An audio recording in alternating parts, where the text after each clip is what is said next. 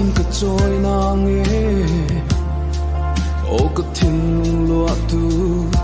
tu ai sang kim na chu in ni tu po mày hiền an heo che tu say trôi lên nghe in ni le xiang tu hiền lâu và rốt bụi em ikin tlang môi xia ka don chang hiền ka tan ni mai te la lung lo akim nghe ya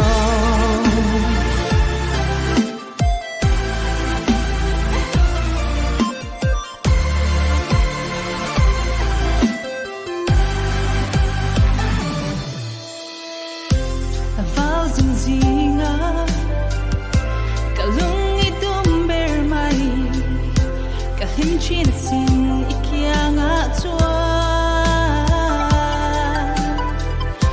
kakianga omla kalbo no vi itan kahlan kamangai na siang tu hielo boye ikim kang mo siang tu don sang hielo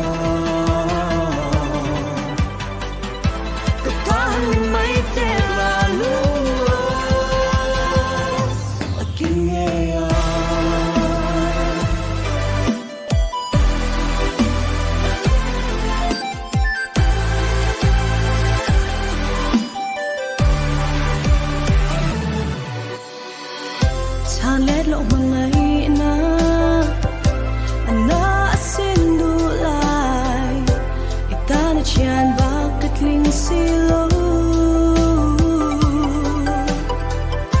apa cái thui cơ hi cái thác em mà sẽ arem về đón silo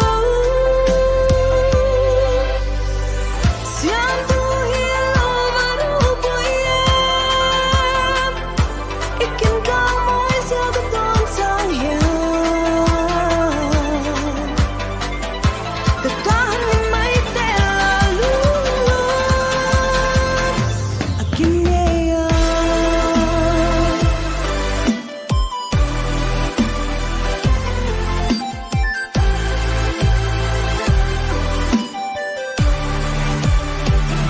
Kapalo che